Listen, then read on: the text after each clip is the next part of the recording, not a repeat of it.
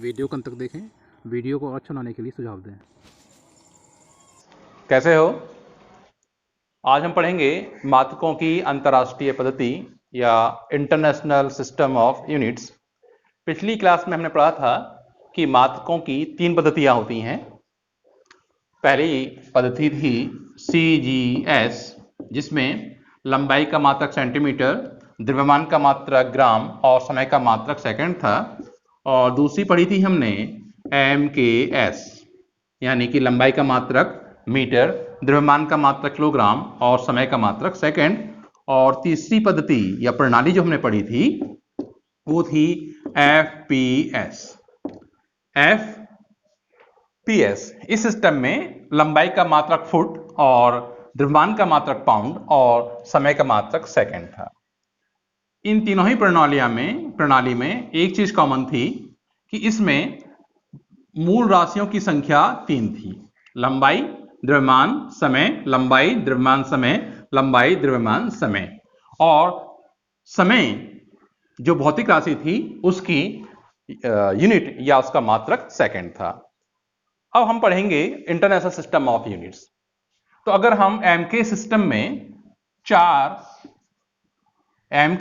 में चार मूल राशियों को और जोड़ दें तो यही हमारी बन जाती है इंटरनेशनल सिस्टम ऑफ यूनिट्स या मात्रकों की अंतरराष्ट्रीय पद्धतियां। तो जो चार राशियां जोड़े जाने वाली हैं या जो चार राशियां जुड़ेंगी वो कौन कौन सी हैं? तो अगर हम लंबाई, द्रव्यमान और समय के साथ ताप, धारा, पदार्थ की मात्रा,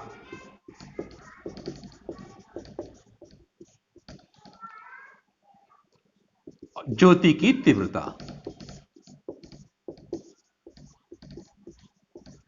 अगर हम लंबाई, द्रव्यमान, समय के साथ ताप, धारा, पदार्थ की मात्रा और ज्योति की तीव्रता, इन चारों मूल राशियों को और जोड़ दें तो हमारी जो पद्धति बनती है, हमारी जो प्रणाली बनती है, उसे बोलते हैं हम इंटरनेशनल सिस्टम ऑफ यूनिट्स या मात्रकों की अंतरराष्ट्रीय पद्धतियां, जिसमें मूल राशियों की संख्या 7 होती है। तो हम कह सकते हैं कि जो अंतरराष्ट्रीय पद्धति है वो एमकेएस पद्धति का ही एक वृहद रूप है या उसकी एक एक्सटेंडेड फॉर्म है, जिसमें मूल राशियों की संख्या 7। देखा था कि मात्रकों की अंतरराष्ट्रीय पद्धति में 7 मूल राशियां होती हैं और हम ये जानेंगे कि इन मूल राशियों की प्रमाणिकता कैसे निर्धारित की जाए, यानी 1 किलोग्राम कितना द्रव्यमान होता है, या 1 मीटर कितनी लंबाई होती है, या 1 सेकेंड कितना समय अंतराल होता है।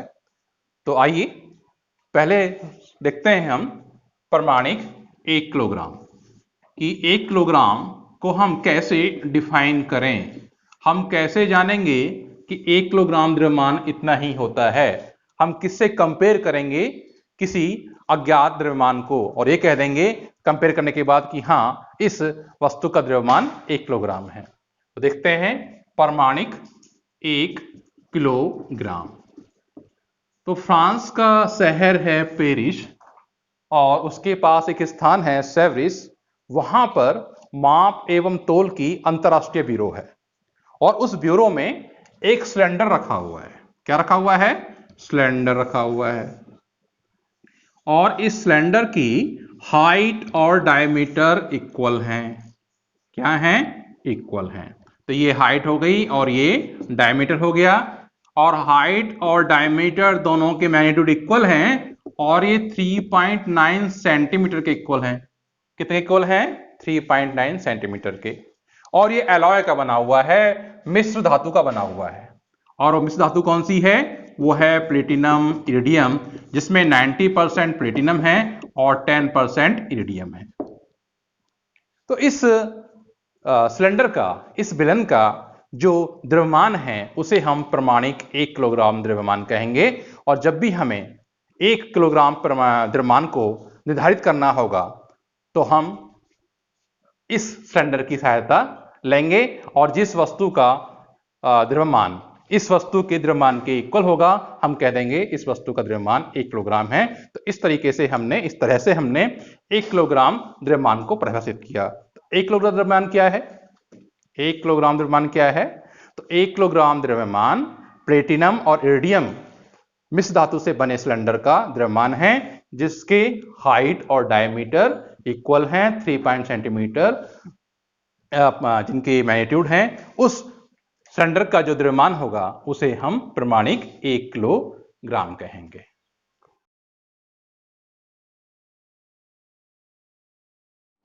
कि प्रमाणिक 1 मीटर कितना होता है। प्रमाणिक 1 किलोग्राम को अभी हमने डिफाइन किया था।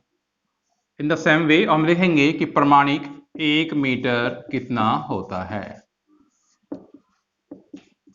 प्रमाणिक 1 मीटर या स्टैंडर्ड 1 मीटर। तो इसको डिफाइन करने के लिए, इसको परिभाषित करने के लिए हम प्रकाश के वेग की सहायता लेंगे।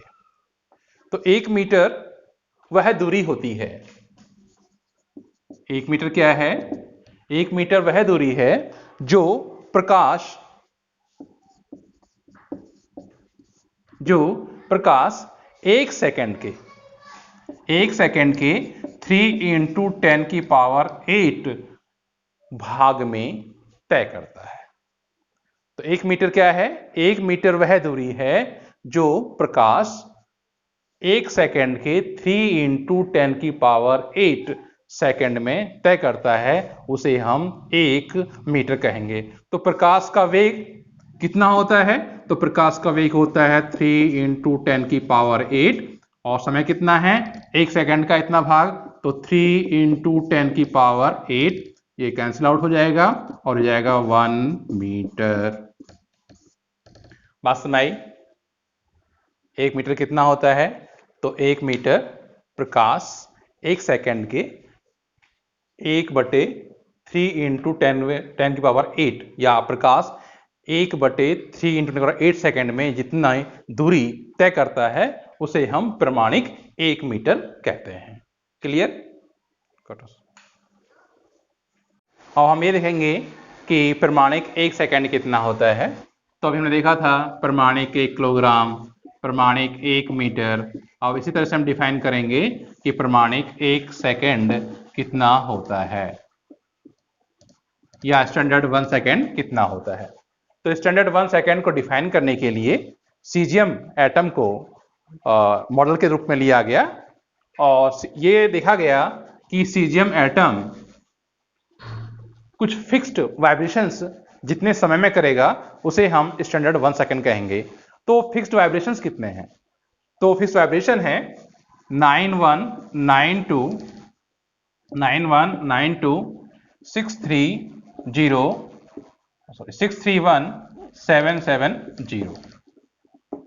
इतने वाइब्रेशंस सीजियम एटम जिसका एटॉमिक वेट 133 है, इतने वाइब्रेशंस, इतने कंपन जितने समयांतराल में कहेगा उसे हम स्टैंडर्ड 1 सेकंड या प्रमाणिक 1 सेकंड कहेंगे। तो बात क्लियर हुई? तो 1 सेकंड एक समयांतराल है। क्या है? एक समयांतराल है। किसका है? इन वाइब्रेशंस का है। और वाइब्रेशंस कितने हैं? 9192631770। और ये वाइब्रेशंस कौन करेगा? सीजियम एटम करेगा जिसका एटॉमिक वेट 133 है। तो फिर से देखें एक लाइन में कि 1 सेकंड वह समयांतराल है जिसमें सीजियम एटम 9192631770 कंपन करता है। इस समयांतराल को हम 1 सेकंड कहेंगे। और हम देखेंगे कि स्टैंडर्ड 1 एम्पियर कितना होता है, प्रमाणिक 1 एम्पियर कितना होता है। तो प्रमाणिक 1 एम्पियर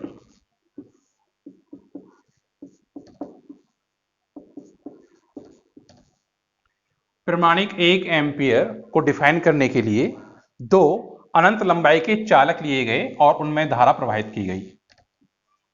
ये अनंत लंबाई के 2 चालक हैं और इनकी मोटाई नगण्य है। ये थिन वायर्स हैं, पतले वायर्स हैं और इनके बीच की जो सेपरेशन है, जो दूरी है, वो 1 मीटर है।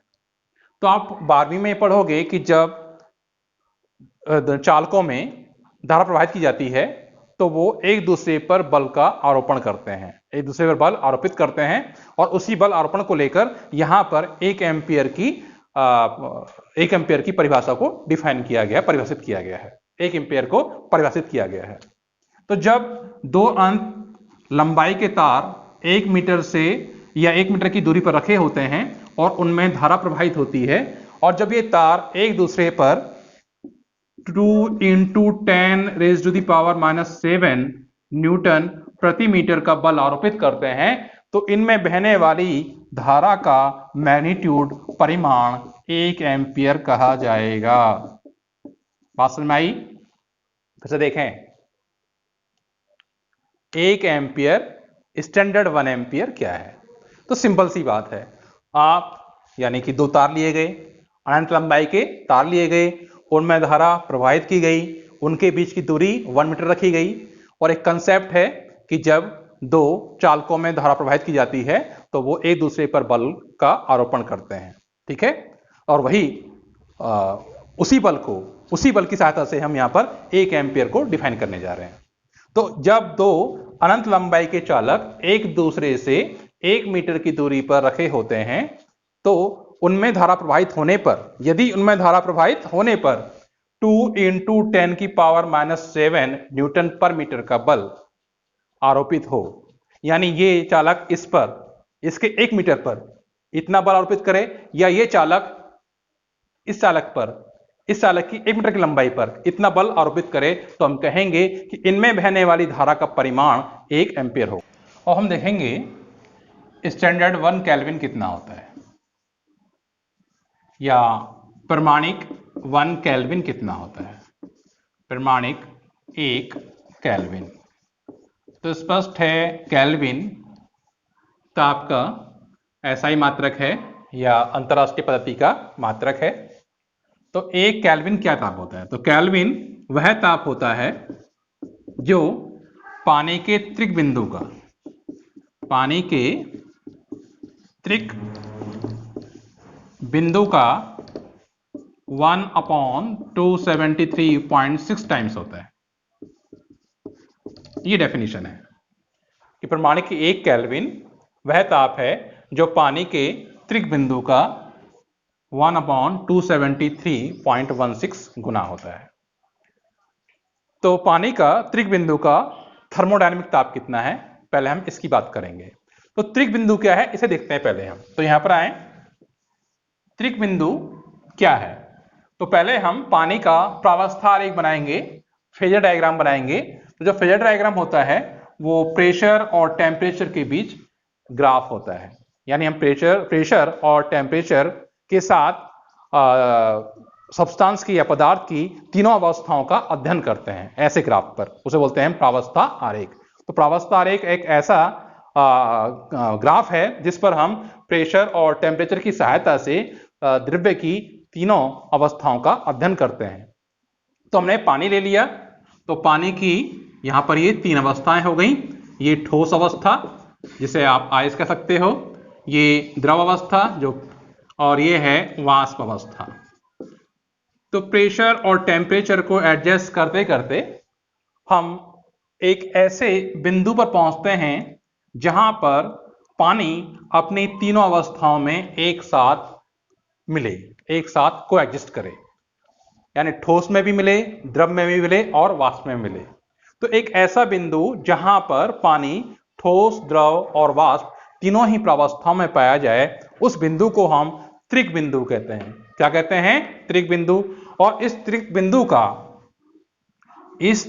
का ऊष्मागतिक ताप, कितना ताप? ऊष्मागतिक ताप होता है 273.16। ठीक है, देखें यहां से, तो 1 केल्विन वह ताप है जो पानी के त्रिक बिंदु का 1/273.16 गुना है। तो पानी के त्रिक बिंदु का थर्मोडायनेमिक टेम्परेचर या ऊष्मागतिक ताप कितना है? 273.16 इंटू 1/273.16, ये कैंसिल आउट हो जाएगा और हो जाएगा 1 केल्विन। आई बात में?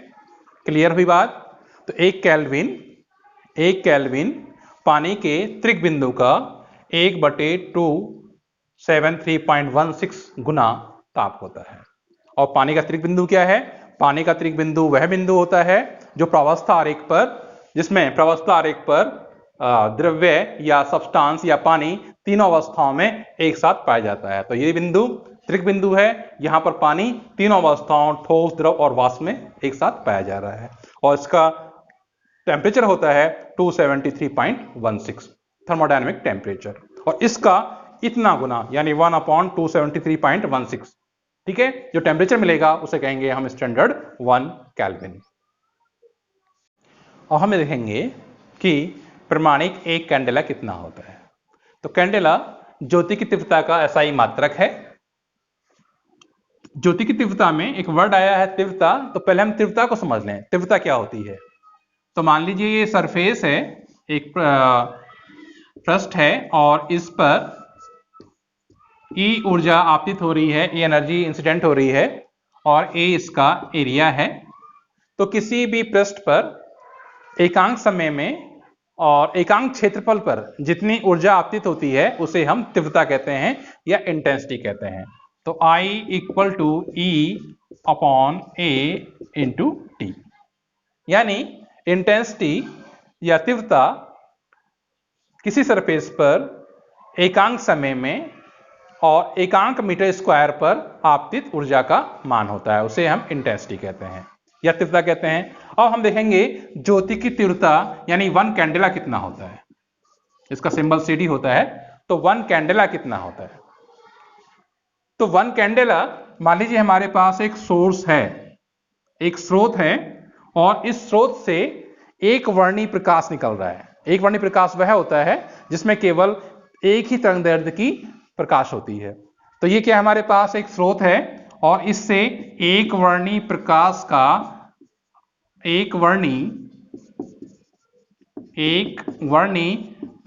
का उत्सर्जन हो रहा है, एमिशन हो रहा है, और इस स्रोत की जो आवृत्ति है वो है 540 × 10⁻12 हर्ट्ज। और पर्टिकुलर डायरेक्शन में, ये मान लीजिए पर्टिकुलर डायरेक्शन है, और इस पर्टिकुलर डायरेक्शन में इसकी इंटेंसिटी, यहां पर ये इंटेंसिटी 1/683 वाट पर स्टेरेडियन हो। कितनी हो? 1/683 वाट पर स्टेरेडियन। तो हम कहेंगे इस स्रोत की यहां पर इस सरफेस पर जो इंटेंसिटी है वो 1 कैंडेला है। आई बात में फिर से देखें, प्रमाणिक एक कैंडेला क्या है। तो प्रमाणिक एक कैंडेला को परिभाषित करने के लिए हमने एक स्रोत लिया, बिंदु स्रोत लिया, पॉइंट सोर्स लिया, उससे हमने एक वर्णी प्रकाश को उत्सर्जित कराया। कैसा प्रकाश उत्सर्जित कराया? एक वर्णी प्रकाश।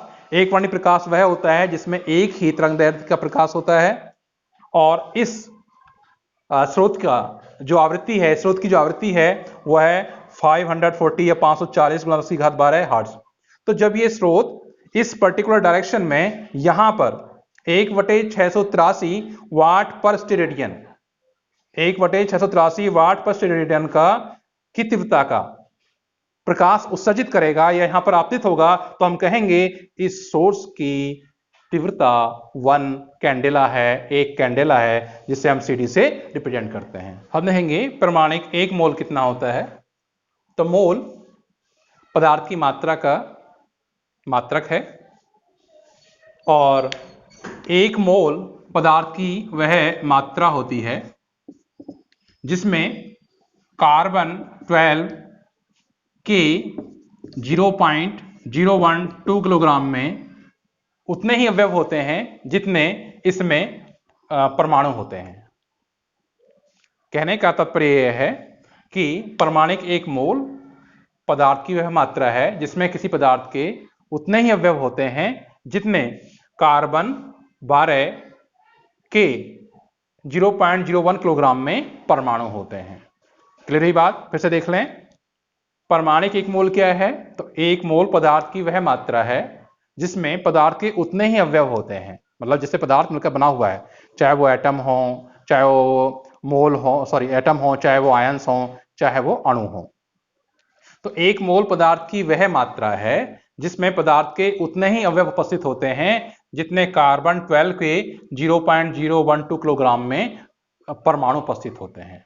तो ये होता था आपका प्रमाणिक 1 मोल। अभी तक हमने देखा कि अंतरराष्ट्रीय पद्धति में 7 मूल राशियां थीं: लंबाई, द्रव्यमान, समय, धारा, ताप, पदार्थ की मात्रा और ज्योति की तीव्रता, इन सभी के हमने स्टैंडर्ड मात्रक देखे। इसके अलावा इस पद्धति में दो पूरक राशियां भी हैं, कोण और घन कोण। कोण का मात्रक रेडियन और घन कोण का मात्रक स्टेरेडियन। और हमें देखेंगे कि स्टैंडर्ड 1 रेडियन कितना होता है। तो प्रमाणिक 1 रेडियन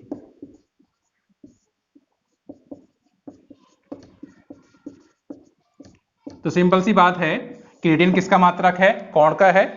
तो कोण क्या होता है? कोण होता है चाप बटे त्रिज्या या arc by radius. Angle is equal to arc by radius. कोण बराबर चाप बटे त्रिज्या। तो देखिए, इस कोण को हम 1 रेडियन तब कहेंगे जब चाप का परिमाण त्रिज्या के बराबर हो जाए, यानी जितना परिमाण त्रिज्या का हो उतना ही परिमाण चाप का हो। तो उस केस में जो कोण होगा वो क्या कहलाएगा? 1 रेडियन। कहने का मतलब यह है, यहां पर देख लें कि ये क्या है? कोण है और ये है आर्क और ये है त्रिज्या। अगर इस त्रिज्या का मान इस आर्क के बराबर आ जाए तो ये जो कोण है ये 1 रेडियन कहलाएगा। कहने का तात्पर्य यह है कि किसी चाप द्वारा किसी बिंदु पर अंतरित किया गया कोण 1 रेडियन तब कहलाएगा जब उस चाप का परिमाण त्रिज्या के परिमाण के बराबर हो। अगर ये 2 मीटर है तो ये भी 2 मीटर हो, ये 5 सेंटीमीटर है तो ये भी 5 सेंटीमीटर है। तो फिर से देख लें, किसी बिंदु पर चाप के द्वारा अंतरित किया गया कोण 1 रेडियन तब कहलाएगा जब चाप का परिमाण या चाप की माप त्रिज्या की माप के बराबर हो। क्लियर हुई बात? इसके बाद है दूसरा हमारे पास घन कोण का मात्रक स्टेरेडियन। तो 1 स्टेरेडियन कितना होता है, इसको हम अब परिभाषित करेंगे। स्टेरेडियन। तो घन कोण क्या होता है? तो किसी बिंदु पर किसी पृष्ठ द्वारा जो कोण अंतरित किया जाता है, किसी बिंदु पर किसी पृष्ठ के द्वारा जो कोण अंतरित किया जाता है उसे कहते हैं हम घन कोण। अब आइए, 1 स्टेरेडियन कितना होता है इसको हम अब डिफाइन करेंगे। तो मान लीजिए ये हमारे पास एक स्फीयर है और ये इसका केंद्र है और ये इसकी त्रिज्या है। तो आप पहले त्रिज्या का वर्ग कर लें। त्रिज्या का वर्ग करेंगे तो ये लंबाई का वर्ग हो गया, यानी ये क्षेत्रफल मिल गया आपको। क्या मिल गया? क्षेत्रफल मिल गया, एरिया मिल गया। अब यहां पर आप एक ऐसा सर्कल बनाएंगे, गोले के अंदर, गोले के आंतरिक पृष्ठ पर एक ऐसा सर्कल बनाएंगे जिसका क्षेत्रफल इस क्षेत्रफल के बराबर हो जाए। तो उस स्थिति में इस सर्कल द्वारा इस केंद्र पर जो कोण अंतरित किया जाएगा, जो घन कोण अंतरित किया जाएगा, उसे हम 1 स्टेरेडियन कहेंगे। बात समझ में नहीं आई होगी, फिर से देख लें। जब आपको 1 स्टेरेडियन को डिफाइन करना है तो क्या करना है? एक स्फीयर लिया है हमने, ये स्फीयर का केंद्र है और स्फीयर की त्रिज्या का पहले वर्ग निकाल लिया। वर्ग आ गया यहां पर a मीटर स्क्वायर। कितना आ गया? a metre square. ठीक है। और यहां पर हमने इस गोले के आंतरिक पृष्ठ पर, यानी अंदर, गोले को इमेजिन करेंगे और अंदर देखें, और उस गोले के आंतरिक पृष्ठ पर आप एक सर्कल, एक वृत्त की कल्पना करेंगे। तो ये हमने एक वृत्त बना दिया यहां पर। अगर इस वृत्त का एरिया, क्षेत्रफल, इस त्रिज्या के वर्ग के परिमाण के बराबर है तो उस अवस्था में, उस स्थिति में ये सर्कल इस गोले पर जितना कोण अंतरित, जितना घन कोण अंतरित करेगा उसे हम 1 स्टेरेडियन कहेंगे। तो ये तो थी आज की क्लास जिसमें हमने एसआई पद्धति के बारे में पढ़ा। एसआई पद्धति में 7 मूल राशियां होती हैं। लंबाई जिसका मात्रक मीटर, द्रव्यमान जिसका मात्रक किलोग्राम, समय जिसका मात्रक सेकंड, धारा जिसका मात्रक एम्पियर, ताप जिसका मात्रक केल्विन, पदार्थ की मात्रा जिसका मात्रक मोल, ज्योति की तीव्रता जिसका मात्रक कैंडेला, और उसके अलावा दो पूरक राशियां पढ़ी हमने, कोण जिसका मात्रक रेडियन और घन कोण जिसका मात्रक स्टेरेडियन। और इन सभी मात्राओं की हमने स्टैंडर्ड मान देखे कि कैसे कि एक केल्विन कितना होता है, एक स्टैंडर्ड रेडियन कितना होता है, स्टेरेडियन कितना होता है, एक रेडियन कितना होता है। आज के लिए इतना ही।